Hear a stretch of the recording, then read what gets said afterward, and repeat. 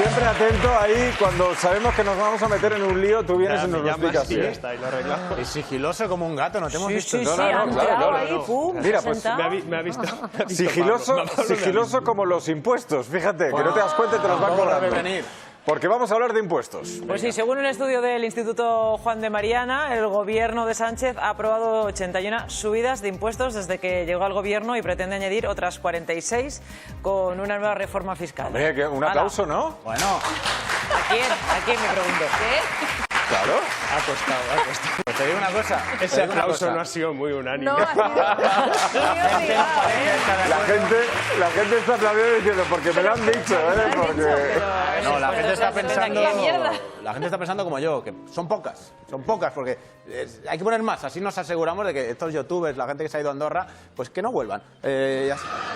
Más Vidal, es una valoración de estas medidas. A ver, cuando hablamos de 81 subidas hay que ajustar eso un poquito, ¿no? Estamos hablando de cotizaciones sociales, estamos hablando de impuestos que no son para todos, hay impuestos concretos pues para un tipo de empresa, para un tipo de producto, o sea, no es general, no son 81 subidas para todos. Luego, por otro lado, además, el problema no son las 81, que podría contarse si se hace así, en genérico, ¿no? Si se puntualiza es diferente, pero el problema es que vienen más, ¿no? ¿46? También sería en ese sentido, ¿eh? Bueno. No para todos, sino del mismo modo. De todos modos... Pero a mí no me parece mal que haya impuestos, cuidado. O sea, la gente yo creo que somos suficientemente mayorcitos. El problema sí. No, a mí no. No, a mí lo que me parece mal es que luego esos impuestos no lleguen, por ejemplo, a la gente de Paiporta. Exacto. Que se lleven ahí no sé cuántos días esperando que les llegue la ayuda. El problema es ese. Eso, ¿no? El problema es ese, y el problema además se ha evidenciado estos días mucho, claro. ¿no? Eso es lo que da rabia. Y lo dramático es que se pueda evidenciar aún más. Es decir, si hablamos con gente de La Palma, te dirán, se ha evidenciado mucho. Efectivamente. Pero no quiero entrar en eso.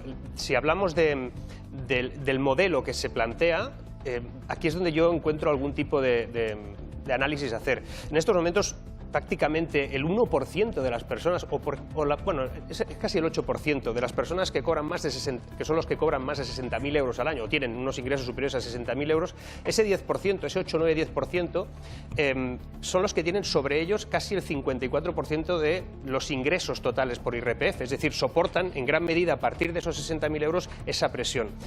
Ganar 60.000 euros está muy bien, ¿eh? Mucha gente lo querría, pero eso es lo que en gran medida sería una clase media bienestante, ¿eh? No son ricos. Y el problema es que está bastante desequilibrado eso. Obviamente la gente que gana muy poco no debe de pagar impuestos o tiene que tener muchas fórmulas para que pueda sobrevivir sin tener que pagar impuestos y recibir a cambio esa distribución. Yo creo en esa distribución, pero no creo que esté bien equilibrado. Y lo digo porque allí donde esto se ha acentuado más, en países donde se ha acentuado esa progresividad tan bestia, al final lo que genera son menores ingresos. Hay un momento en que la cinta no puede estirarse más. Cuando estás creciendo, sí. España está creciendo más que otros países, viene de más abajo, pero está creciendo más. Es un crecimiento ciertamente robusto ahora, aunque se sujete en algunos sectores que son problemáticos, ¿no? Como el turismo, que es más cíclico que otro. Ahora veremos si en el SEPE se renuevan todos los fijos discontinuos. Todo eso lo iremos viendo. Y el problema está en que si mientras crecemos vamos ingresando por esa vía, es decir, unos cuantos pagan mucho y otros pagan mucho menos, cuando eso ya no pueda estirarse más, no tendremos algún problema de ingresos por parte de esa franja que necesita que la economía vaya bien para que se pueda distribuir después. A ver si lo que vamos a hacer al final es, en lugar de distribuir riqueza, vamos a distribuir pobreza, porque no todos puedan llegar ahí. Hay una famosa curva, ¿no?, que se llama la curva. Sí, pero la curva de Laffer, primero que te llaman terraplanista económico si la pronuncias, ¿no? Terraplanista económico. Porque hay pocos sitios donde eso se pueda...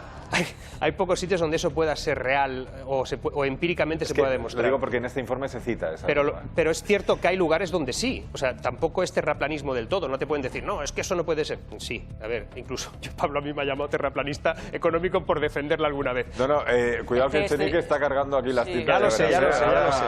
Sí. Claro. Tu turno. A ver, primero, la curva de Laffer no es que sea terraplanismo, es que es una simplificación enorme de la realidad.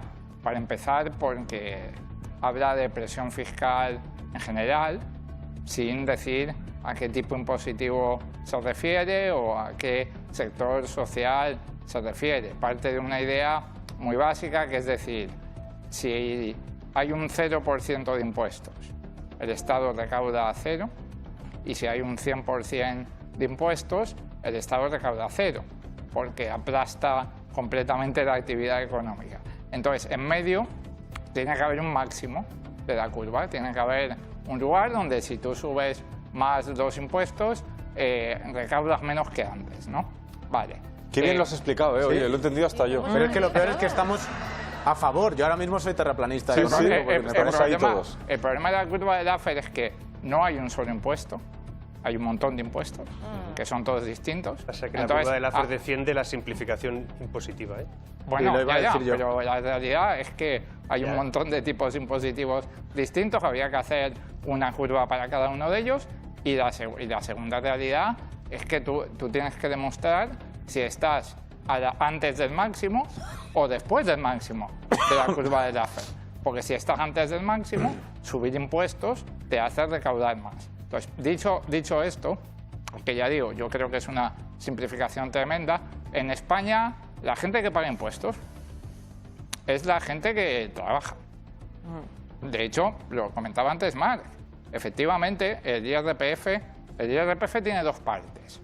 Tiene las rentas derivadas de ingresos del trabajo y tiene las rentas derivadas de ingresos del capital.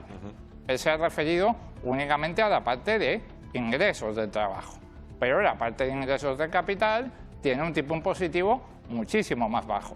Para que nos entendamos, un notario o un médico que tenga un salario alto, pero que ingresa sus ingresos por ingresos del trabajo, efectivamente, si gana más de 60.000, paga un tipo marginal bastante importante. Ahora, si el mismo señor gana la mitad de sus ingresos con dividendos de acciones, paga muchísimo menos impuestos que un señor, en porcentaje, que un señor que tenga un sueldo de 40.000 euros. Y luego hay que ver también el impuesto de sociedades. Si miramos lo que ha pasado desde la última crisis económica, el IVA y el IRPF, que son los dos principales ingresos del Estado, los dos más grandes, han recuperado la recaudación previa a la crisis financiera. Y aún así ha aprobado 81 subidas de impuestos. Eso es por la inflación, Bueno, pero básicamente. la mayoría de ellos, la mayoría de esos aumentos, o casi todos, me atrevería a decir, es para las grandes empresas, para las grandes herencias, para las grandes fortunas. Yo, de esa lista, que alguien me enseñe uno que afecte a una persona que gana 20.000 euros al año, que yo lo vea. Claro, habría que ver esa clasificación. Acabará afectando uno en concreto, hay uno, de todos modos, los ingresos de la renta per capital suman, o sea, hacen el cómputo y no es tan simple así. Y sinceramente, por ejemplo, hay una subida, que no es una subida técnicamente, porque es evitar una excepción que hay con los seguros médicos privados, que claro, el planteamiento es un poco, yo creo que populista, en el momento en que dices, bueno, vamos a quitar esa exención y los seguros privados van a pagar un poco más, porque hasta ahora solo estaba en coches y en defunciones y alguno más, pero van a pagar más porque no va a haber esa exención. Claro, cuando tú haces eso, en principio se considera que todo el mundo va a pagar más, pero habrá gente que decidirá no pagar más e ir a la sanidad pública. Entonces dices, no le va a afectar a la gente que no tiene esa contratación de seguros privados, seguramente, no le va a afectar el impuesto, pero tal vez lo que le afecte es la sobrecarga en el servicio público que hasta ahora no la tenía, ya que había personas que no utilizaban esos servicios, ¿no? Es decir, todo esto es más complejo y con respecto, solo un detalle sobre la curva de Laffer. Venga, va, sí, que tenemos que avanzar. Lo digo porque la curva de Laffer tiene cosas buenas, cosas malas, momentos que pueden cumplirse y otras que no. Lo que me duele a mí o lo que no me parece bien es que se diga que no ha funcionado nunca o que cuando ha funcionado es porque se ha tomado una referencia que estaba inicialmente muy alta. No es así. Hay países y hay momentos de la historia que ha funcionado, incluso cuando los impuestos no estaban excesivamente altos. O sea, ha funcionado. Y es más, probablemente uno de los análisis que hay que hacer con respecto a esa descompensación es la tasa plana. Ya sé que esto sí que... Ya nos estamos metiendo es que aquí todo el mundo pague el mismo porcentaje. Si ingresas poco, pagas poco. Si ingresas mucho, pagas mucho. Eso está funcionando porque muchos dicen, eso no existe. Yo después de esta Hungría, clase de economía necesito otra noticia. En Hungría... Sí, algo así más ansioso, ¿no?